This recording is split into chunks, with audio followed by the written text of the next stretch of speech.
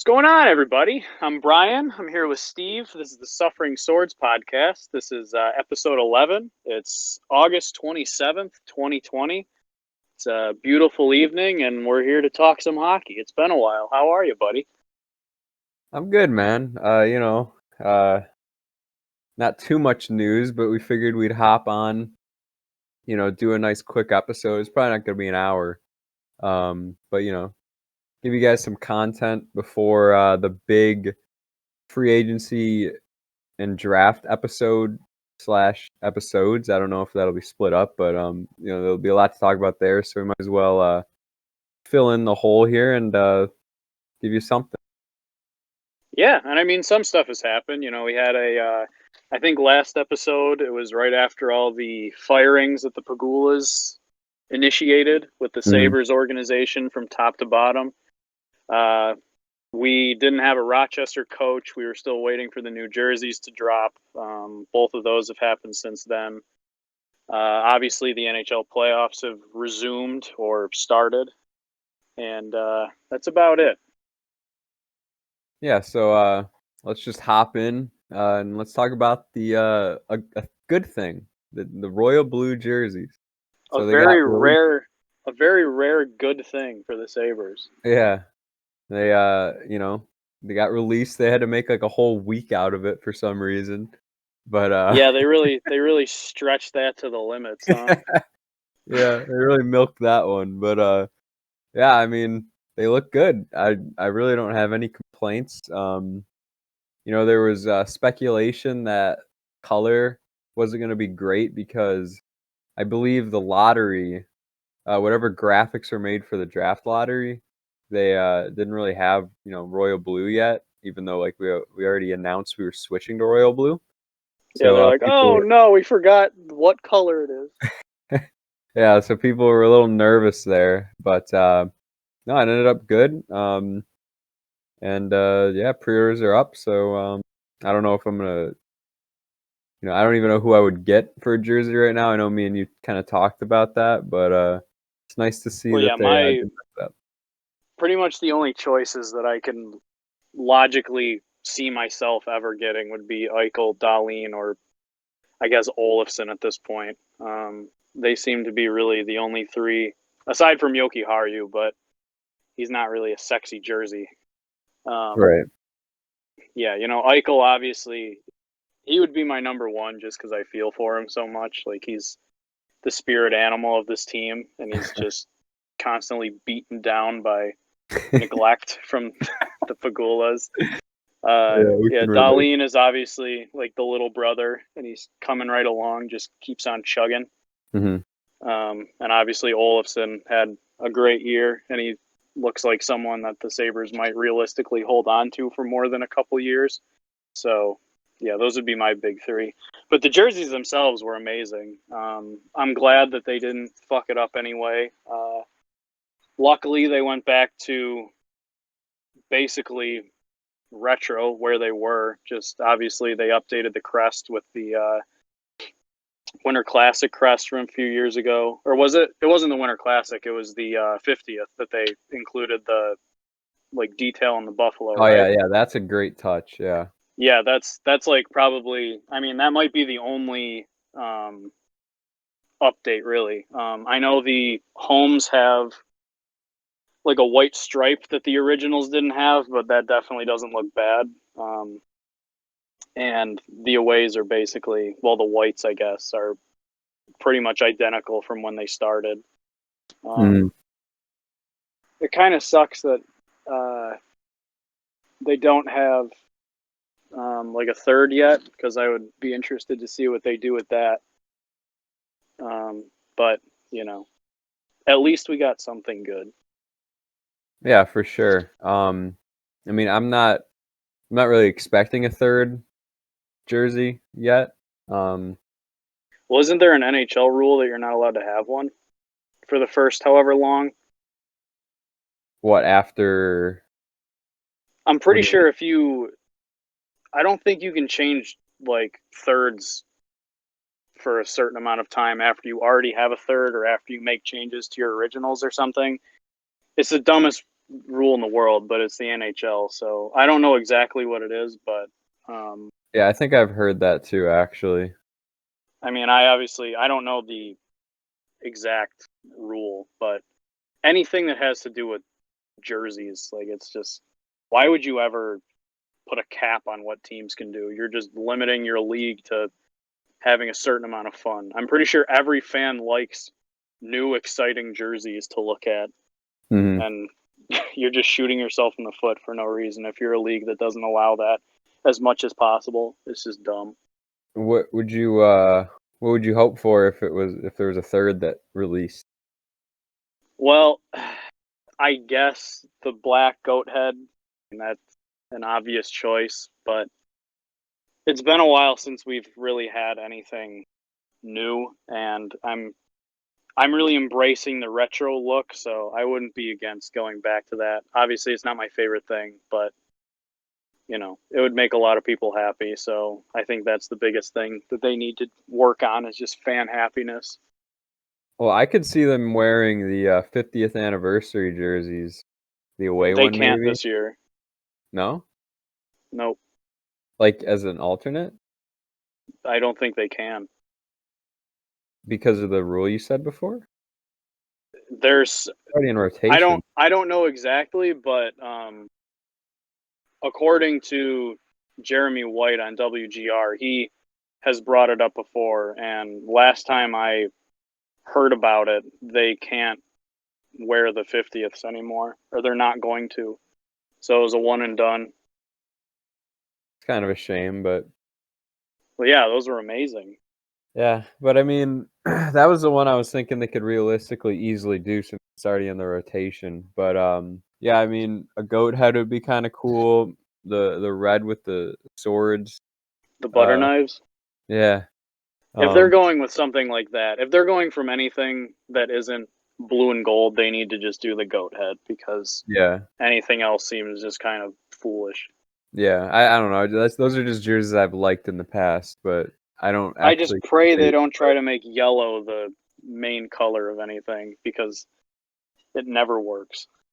no. You need the majority to be white or royal blue at this point for sure. Right. Honestly, I don't even know what they could do for a third. Like they might do that shoulder patch that they had, or the helmet patch or whatever, with the sabers and the inside the buffalo.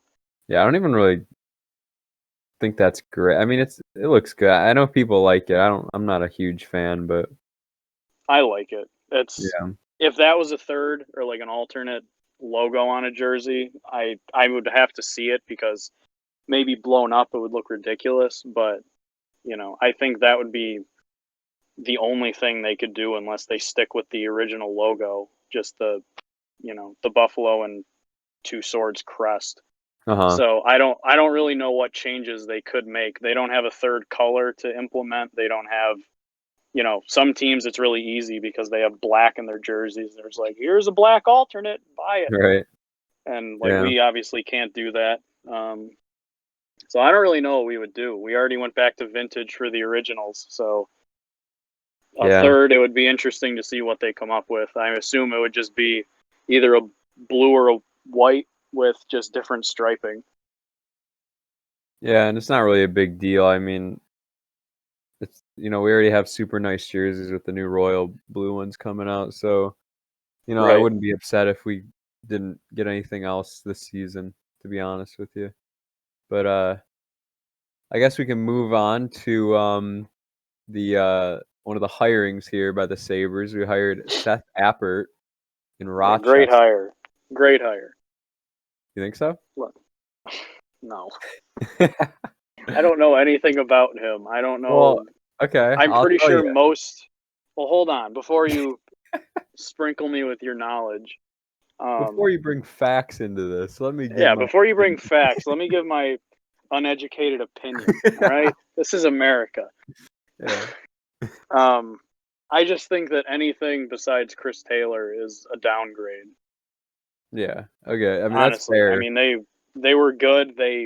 Everyone seemed to like him. No one had any negatives about him aside from the inner people of the organization. Apparently, and it's still a completely head scratching, useless, mindless move to me to get rid of him. Yeah. And I mean, I don't know much about him either. Like, I know his credentials here and his accomplishments. For Or example, lack thereof. well, he had a silver medal at the IIHF Okay. U18 World Junior Championship. And he also got a gold as assistant coach for the same team in 2017. And he coached Okay. 20 years of Div 1 hockey. And And, how'd that go? I mean, I don't know. Listen, yeah, I mean, he wasn't, it doesn't look like he won any championships or anything. Now, he wasn't Right? particularly successful with development, and he didn't win much, but man, he's got that Pagula spirit we all want. He just does what he's told, That's what we want. He also I was think that's fired. probably why they. What? He was fired from well, okay, so he coached at the Oh boy. Rensselaer Polytechnic Institute Okay. in, in 2006, and then he got fired in 2017. I'm not That's a sure. nice 11-year run. That's not too bad. Yes, I mean that is kind of impressive, to be Did he honest. win any like championships or have a winning record ever? Yeah, he was assistant coach in '99 for the University of Denver, and he I was just there mean for his team, his head when he coaching. was the head coach. It does not look like it. Okay. But he did help Denver capture 2 NCAA national championships, 3 WCHA playoff championships, 2 Wow. regular season titles, and averaged 23 wins per season. So, And they he never helped lost. with that? He played a big hand in that. How many goals did he score? He told the guys to score and they did it. So He's like, guys, shoot at that net. And they're like, oh, and then they won a bunch. yeah. Well, I mean, your he got facts first. have not changed my opinion so Okay, far. whatever. Yeah, they're pretty. Look, man. When you're coaching a team, the fucking Rensselaer dudes, it's pretty tough. Okay, Why is it tough? because I've never even heard of them. So they have like, what do you expect? Either way, you know, you gotta, I guess at this point, just trust Kevin Adams and his His decision vast knowledge and his prior in his life. experience and Yes, his heaps of experience in this position. all right, well I'm sold right there. Exactly. Bring a Calder Cup to Rochester. Right. Okay. It's coming. So 2021. yeah. Okay. And obviously, Chris Taylor. We spoke about him. It didn't really seem like it was a necessary firing. Of all the people that should have been fired, it seems like he was probably one of the last people on the list. Well, his name also came up a few weeks ago maybe. It was reported that Ralph Kruger and Chris Taylor didn't really speak from November till the end of the season, and then he was just fired. Obviously, obviously that's a terrible look, especially from a team that's like preaching communication, and Ralph Kruger, who is known as like a great communicator. That's tough to see. It Well, was the leader. when I see that, it just makes me assume that Jason Bottrill was just the middleman and everything, and like he wanted Yeah, his hands and everything, and like there was really no need for them to speak because Jason Bottrill would speak to Ralph Kruger, and then he would speak separately with Chris Taylor, and then they would yeah, just go from there. and that was basically reported. Lance Lysowski later clarified that Sexton and Bottrill they spoke with Taylor a lot, and then later Bottrill just kind of talked to Kruger. So I guess he was just like a middleman there. I'm not sure, how how great of a system that is. I'm not sure if that differs from other teams, but it seemed like it was kind of blown out of proportion. I don't know. What are your thoughts? Well, I think that just looking at the way players were called up and sent down, it is not a good look because obviously Lawrence Pilot was vastly underutilized. Yeah. Um, Same with the weird Big Dick Dalton Smith, whatever that experiment for one game was, where he played 4 minutes and got beat up or something. I don't know if he hit Um, 4. He was in the all penalty right. box longer than his on the ice somehow. Pretty sure. Yeah, you're probably right about that. But just based off of like player usage and call ups and send downs and stuff, I don't know whose hand played the roster moves the way that it did, but it was certainly not very efficient. No. But I guess I'll chalk that up to Bottrell just because I am in the mood to blame everything on him at this point. Yeah, you might as well. Um, yeah, hopefully, communication is a big part. I mean, they only have like 7 people on the staff, probably. Yeah, it's not going to be a very big conference call. You'll definitely know if someone's Yeah, missing. There's yeah, like, oh, exactly. we have 4 people remaining, and they're all here, so we're all good. Boys are all here. But yeah, so moving on. Uh, Probably one of the next big things was the Montour rumor that kind of popped up. Elliot Friedman and Jeff Merrick, they do their little 31 Thoughts podcast, and they mentioned that the Sabres may not make a qualifying offer to Brandon Montour. That later, Kevin Adams was asked, if that's true, and he came out and said that was news to him. So, uh, obviously, I don't think he would really just come out and say that he wouldn't make a qualifying offer at that point, whether it was true or not. But there's, merit in worrying about us, especially in the cap situation that we're in. We have no clue how much Montour is going to want as an RFA, obviously. He hasn't really performed, like we hoped getting him. We traded a first and Gooley for him, obviously. And he was playing left D as a right-handed defenseman, which isn't always ideal. And,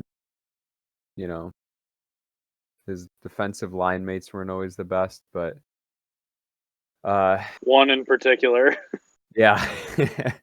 So it could definitely be I'm sure he could definitely be improved upon if he was in a better situation, but Well, definitely worrying about. if this is true and this has even been discussed in the Sabres organization as a possibility, you should just refire everyone and start over because, you know, a defensive prospect who was he really that much different than what we got out of Montour? I mean, if we had Gooley in instead of Montour, what would be the difference?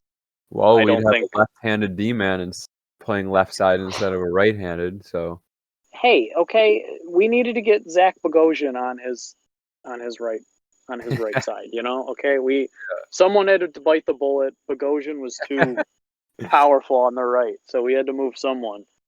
hmm But you had a marginal trade for you got an older guy you have to pay for a younger guy who you don't have to pay yet, who you already had the rights to, and a first, and he did not play up to expectation, like you said. And then just to let him go for nothing after dropping a defensive prospect and a first to get him is atrocious management of your assets. Oh yeah. And it's if that were to happen, it's unforgivable. That can't happen. Figure it out. Pay him don't pay someone else that you were going to pay. Don't give Zemgus Girgensons his 7th 1-year contract for $3 million. I don't understand. Just if we don't want him on the team, which I think a lot of people don't want him on the team anymore, Montour, I mean, especially the analytics crowd, which I tend to listen to more so than the Hike Merringtons of the world.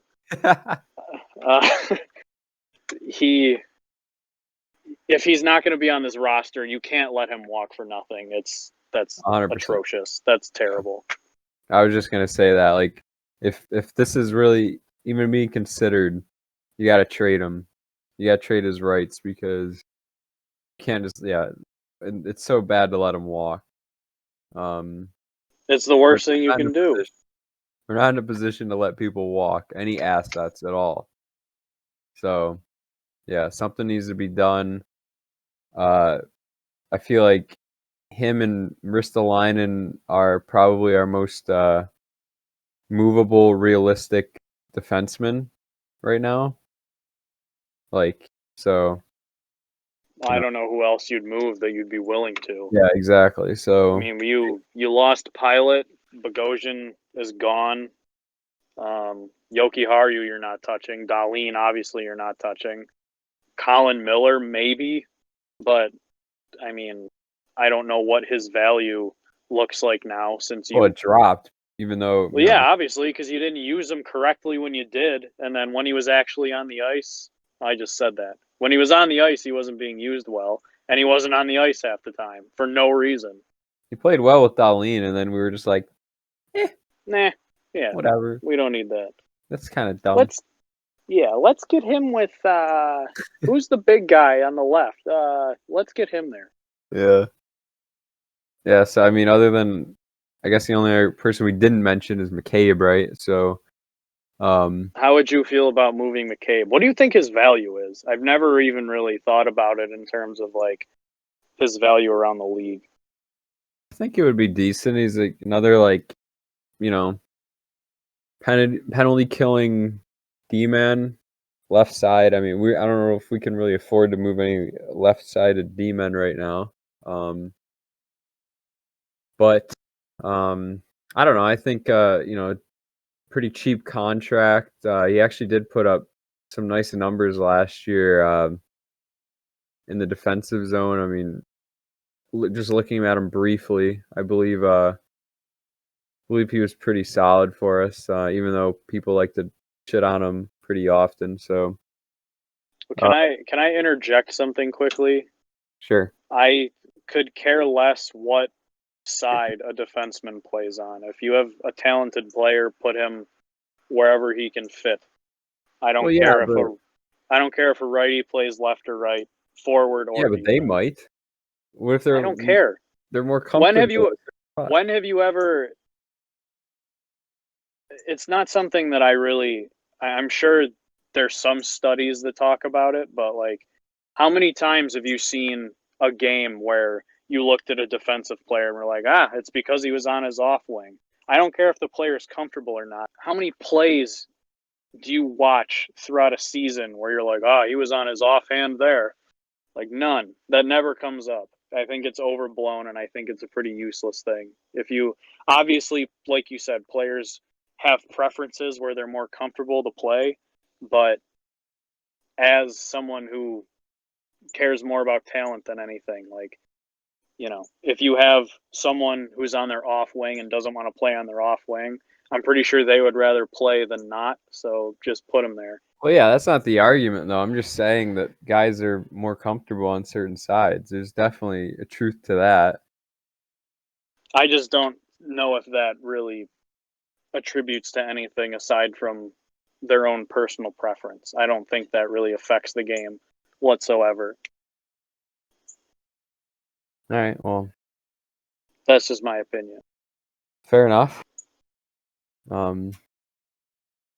So, like when you said we can't afford to move left-handed defensemen, I think whoever we can move that would make the team better, do it, and worry about that stuff after. It's like baseball when someone talks about, oh, he's not very good defensively, but he hits 300 and gives 30 home runs to your team a year, you'll find a spot for him. That's how I Yeah. feel about it. But I mean, that's still not the same because Obviously, it's not the same. all right, fine, whatever. They don't use baseball bats in hockey, Steven, okay? They don't use cleats on the ice. True. I think. All right. Anyways, It has been a while since I watched any meaningful hockey to me, so. Yeah. Enough. So anyways, moving on. I guess we can talk about the Leafs and Pens trade here, since it kind of affects us. Obviously, Toronto's our most hated team generally, and also, It doesn't really affect us as a team. I think it just affects us as a fan base. yeah, true. It definitely affects me. It bothers me. Yeah, because the Leafs get it. I mean, it looks like a W here. They get Evan Rodriguez, Philip Hallander, who is he's a prospect. He was drafted second round recently. Just a depth guy in David Warsofsky, and the 15th overall pick this year. So they went from not drafting in the first round to drafting in the first round in a pretty decent spot. Mm-hmm. The Penguins get Barry Kapanen, Jesper Lindgren, and Pontus Aberg. So I mean, the Leafs get like a solid prospect, a nice solid bottom six guy in Evan Rodriguez, and a first round pick for Kapanen and Lindgren and Aberg. Nothing special. So Yeah, it's basically like the Penguins get a middle six guy who's like sort of a cap dump, uh, an average defensive prospect, and then I don't even know. I if I told you anything about Pontus Aberg, I would be lying and saying that I actually know if that's a fact or not. I don't know anything about Pontus Aberg. And the Leafs get cap relief, Evan Rodriguez, who say what you will about him. I don't even know if he's going to sign there. But they get a first rounder for Kasperi Kapanen, which is like, I wouldn't even give a first alone for Kasperi Kapanen. And they really, got a whole haul with it. Not if I'm the Penguins. Why would you make that trade? well, yeah. I mean, obviously the Penguins are in like a win now type situation. Or attitude at least. I mean, when your general manager is like 80 years old, he doesn't really give a fuck about the future, I suppose. That's true. He'll be dead before they have to rebuild. So, The like, I'll repercussions. be dead before Crosby retires. So we got to go for this now. Yeah. I mean, there's merit in doing that, but it just seemed. Can you look up how many points Kasperi Kapanen had last year? Yeah, he had 36 and 69 games. Okay. 44 and 78 the year before. So he's a half a point per game player. Yeah. That's not worth a first rounder to me. Well, either way, it's just depressing to see the Leafs like slither out of Get this. thrown. Yeah, they keep getting thrown life rafts for nothing. It's like, why are you helping? Yeah. Just let them sit in their own fucking feces that after they shit their pants, Don't clean them. And they get a first round pick as well by doing that. Right. And they get like a probably cheap bottom six guy in Evan Rodriguez. So Well, isn't he is he going to sign with them? sure, why not? He's an RFA, isn't he? Yeah. I don't know if they'll I mean, I guess he's just trading for his rights, so Yeah. whatever. If I actually cared about Evan Rodriguez, maybe I would have more resentful feeling toward that part of the trade, but I don't really care. I don't think he moves the needle at this point.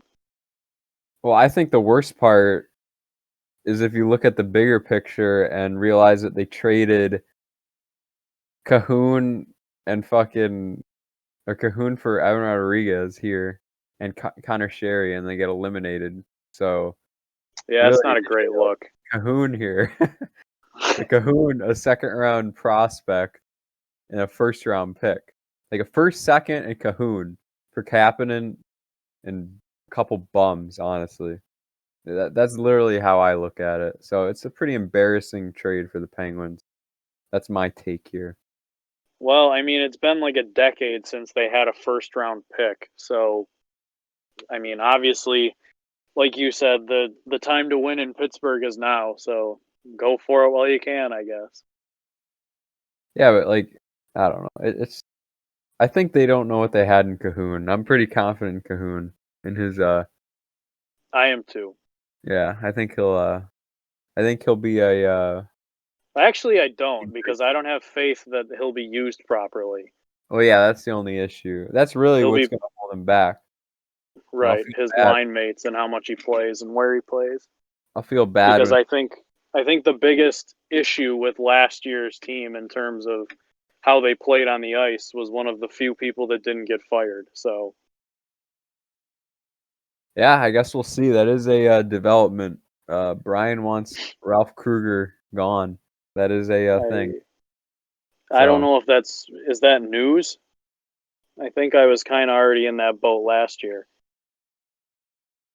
I may well, have just not been as vocal about it. yeah, I don't think you were as vocal about it. Especially because like the players kept coming out and saying that they love the guy. So that's why that's for me. Like, what's more important, like proper player usage or the players like loving the coach? That is Oh man, let's see. Probably what they do on the ice. yeah. What's I don't more know how many games are being won in like games of like card games in the hotel room with your coach. important? Like, he's just such a swell guy. He doesn't play me, but he's great. Think of it like this. You Okay. could either have a mean coach, Uh huh. But you win but all the time, or have a nice guy that you like and lose all the time. what That's a would you toughie. rather? Would you rather have a functioning power play and penalty kill unit or a nice coach? Because it's either one or the other. Well, just speaking strictly off of like uh, my sporting life, I usually had neither, so I don't know if I can pick. I was usually on the terrible team with the douchebag coach, so Yeah, I don't have much. I don't have much winning experience, and I don't have much friendly coach experience. So I don't think I'm the one to really talk about that. I would yeah, rather have whatever leads to more wins, and I'm fairly confident that's what he does on ice. yeah. Hopefully it's a why not both scenario, like that taco commercial. And I'm who do you not. what? That's a good reference. Yeah, I'm honestly. I don't really care if the players like the coach or not. If they win, as long as you're not Mike Babcock and like making guys strip down into their underwear and like I was blow each other or whatever he was having guys do. I think it was That that. Okay, all right. so the last thing I think we wanted to really talk about here was Montreal. The Montreal Yeah, Canadiens, they surprised everyone by beating Pittsburgh first round. And then they lost to Philly, in the sadly. first round, But right? huh? Weren't they both first rounds? Well, you said they beat the Penguins in the first round and then they lost to the Flyers in the first. No, So they lost to the Flyers in the second round. that The wasn't the second round second comes round. after the first round. Yeah, but the second round this year was the first round of every other playoff. They beat the Penguins in a play-in. That No, wasn't actually the playoffs. yeah, but they still fucking count as playoff games. But it's not the first. You said they lost or they beat the Penguins in the first round of the playoffs. The first round of the playoffs didn't start until after those series concluded to see who was in the playoffs. They count as playoff games. But it's not the first round. It's the competitive play-in series. You better not fucking cut this. We're gonna have people. I am not having this in. We're So I have to cut it.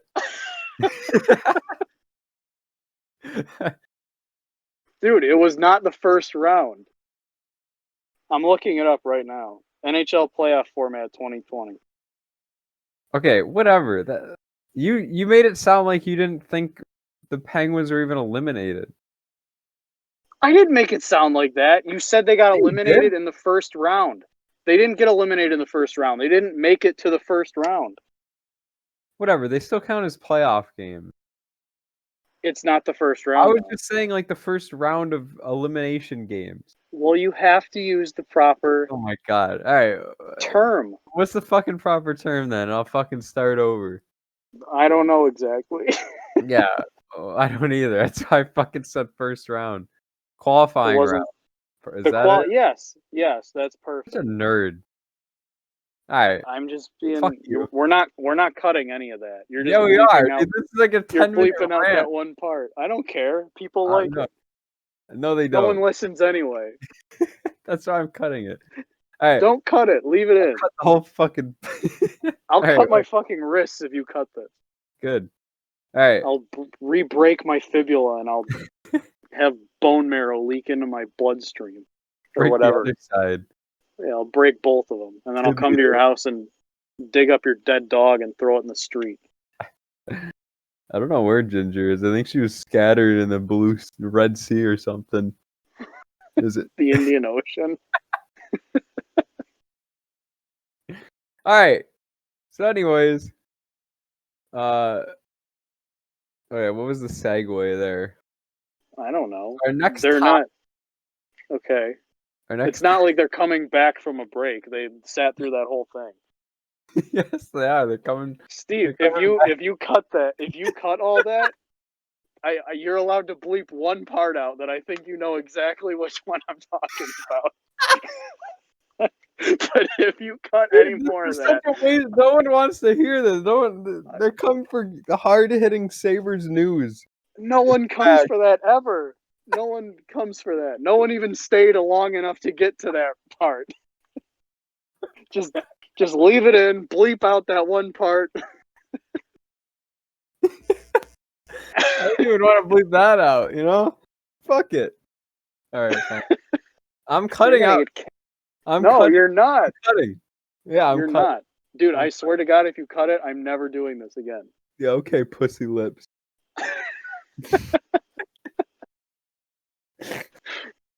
You want to talk about Sabres free agency plans? I know you.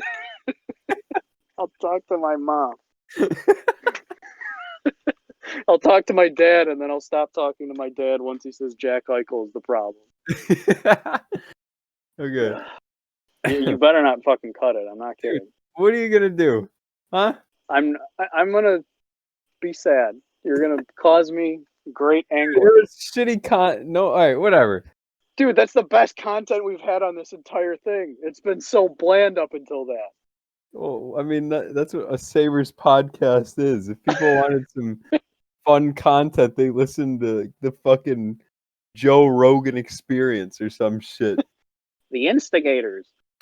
Every weekday from 10 to noon. We just shoot the shit. We talk about fucking wobbly pops and Marty's accent. Getting old. Tune in. Hamburgers. I don't remember where this was going because we all have brain trauma. All right. Next topic. Montreal's center. This is still the same topic. Yeah, I'm starting it. We didn't end it. This hasn't been cut. Oh yeah, there's gonna be plenty of cuts. There's not going to be cuts. Yep. The only fucking I'm cuts there's going to be there. If you cut this, there's going to be one more cut, and it's the last cut you'll ever see, buddy. Oh, okay. All right, yeah, Montreal. They want to trade Philippe Danault and Max Domi. Yeah, that is a good question because, they have a lot of centers, and especially with Nick Suzuki, Jesperi Kotkaniemi, They're both guys who kind of emerged this year, especially in the playoffs. And towards the end of the playoffs, you had Domi playing fourth line center, more defensive third line center role for Philip Deneau. So, those guys might get moved here. Domi, he's an RFA, so he'll have to be re-signed, but his rights can be traded. This is a guy that What put do up you think he would get in free agency? if he just didn't have any rights, if he's a UFA. Well, I phrased that wrong. What do you think he is likely to get? Obviously, I misspoke. Geez, I don't know. He was just making 3. Jeez, I don't know. Gee willikers. He was Gee making whiz, 3, a little over 3, I believe. So, I mean, he's probably due for a raise, even though he wasn't really put in a position to succeed as much this season in the playoffs. But this is a guy that put up 72 points prior season. He's on pace for around 50 this season. He's so what do you think a second line center would be paid? Maybe around $5 million. I'm not sure. Yeah, I was thinking like 5 to 5.5, depending on like how hard of a bargain his agent tries to push, just for the sake that or just simply because he had, that 70-point season 2 years ago. Yeah. He would definitely be, if we can get Max Domi and we can sign him, by all means, do that. Yeah. I Especially don't know what other ideas you can come up with that are realistic that would be much better than that. Like, I really like him as a player. I mean, I watched a lot of the Montreal playoffs, and yeah, he just wasn't really put in a position to really do much. So I don't know if that's them like trying to drive down his value. I have no clue, but They did the opposite of what the Sabres do during contract years. Instead of spiking their contract value to the absolute highest it can be and then having it plummet the year after, they try to do the opposite. Yep. But he doesn't seem happy. He removed all Montreal like references from his social media accounts, so doesn't even in his bio doesn't say he's on Montreal anymore or anything like that. So doesn't seem very happy. There's definitely speculation that he could be moved this offseason. Philip Deneau is another guy. He was really like he was there as their big center when Montreal didn't really have one. They didn't really have a first line center. They still really don't, but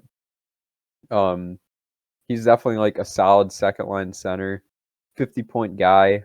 He's on the last year of his contract, which is 3.083, repeating, of course, $1 million.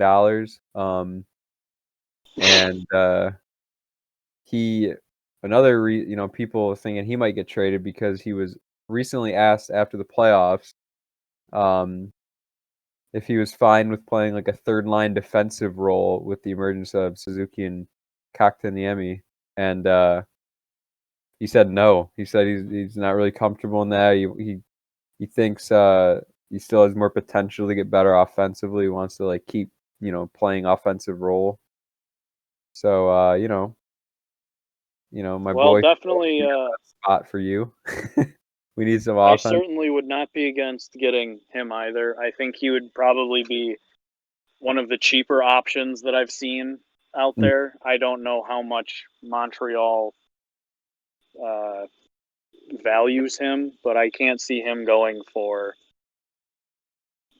I don't know exactly, but if you moved a prospect or like a Risto or a Montour or something and then just threw a draft pick in, I'm not sure they would say no to that. Yeah, and that was basically what I was gonna say. I mean, we do have defensive players here that we could move. We really Ristolainen would look so good in red and Montreal blue. red. Oh yeah, that'd be glorious. I mean, they have the right side's kind of locked down with Petrie and Weber, But don't they listen to this podcast? They need to understand that doesn't matter. true. Yeah. So the thing is though, Petrie could be on his way out. Weber could retire any fucking day. So shouldn't really affect them that much. I don't know what they would exactly want, but we also have like defensive prospects that are kind of close, I guess. I don't know how close you say like Samuelson is. Obviously we would love to move him I secretly. would if for sure if he ever made the NHL. I fully expect and hope that it's not with the Buffalo Sabres. Mm-hmm. So And we have Will Borgen coming up. do we? Bryson. Is he ever gonna? Are either of those guys ever gonna get to actually play? I don't know. I mean, if we clear up, Pilot packed his bags, and we don't have to worry about Bogosian taking young players' times away. So, yeah. So we could move Johansson back to wing if we end up getting a second line center. Give Cousins more time to develop and to give him like that third line center role maybe, or even have him on right wing possibility. And I guess that's a good segue. What do you think? What do you think is going to happen with Cousins? What do you think his situation is going to be next season? Well, just basing it off of what he looked like in the preseason last year, like he was one of our better forwards. There was speculation that I don't know if there's speculation necessarily, but I think a lot of people looked at him and thought like, he might have been ready last year to come in and probably not struggle as mightily as some of the other players on the team. Just strictly based off of what I saw in terms of last year during that stretch, and then obviously all the points he put up last year and how he played in the CHL. He has to be on the team. He cannot go back. I'm really hoping that ideally I would want him at center, getting decent minutes and put in a position where he's not getting piped in the defensive zone every time he's on the ice, but I think it depends mostly on who he plays with, and I don't really want him starting on wing. I don't know what that would really accomplish, honestly. I think if you're a center in the NHL, the thing you struggle with most is just keeping up, and half of that is positioning. And if you're not playing the position that you're supposed to be learning, I don't know how that helps with that. So I don't really want him on a wing. I would like to see him ideally third line center to start. If you actually have someone in front of him that can eat some minutes and isn't named Marcus Johansson.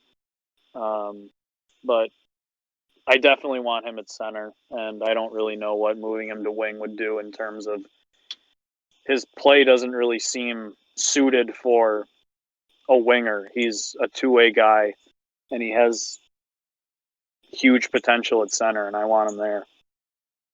Right, and we need him to be a center because we don't have many other options. I agree.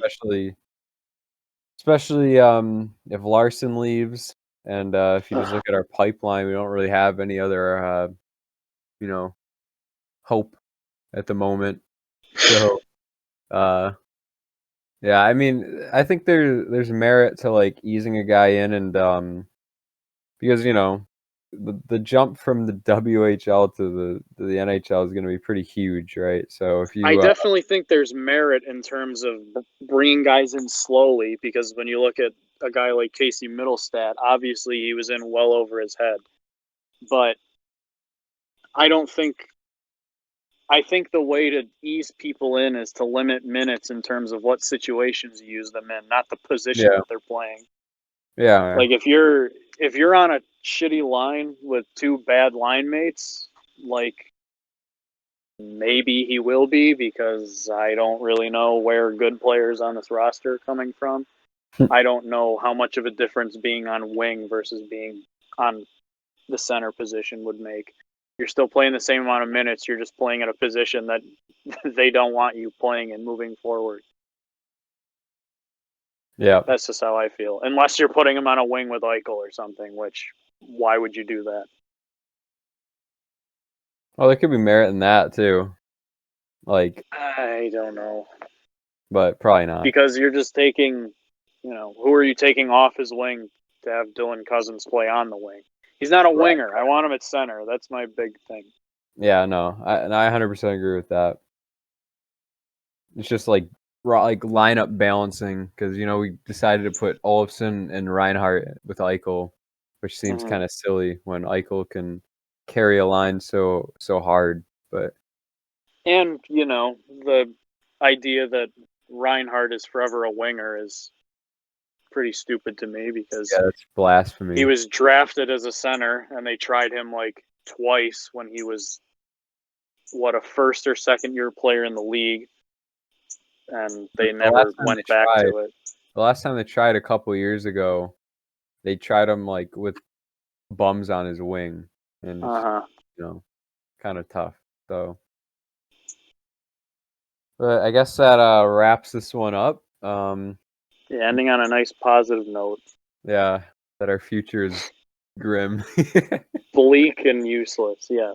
Yeah. But at least they'll look good doing it. Yeah, exactly. And they're new threads. But next time we talk, it should be a nice little preview episode, talking about free agency and the draft.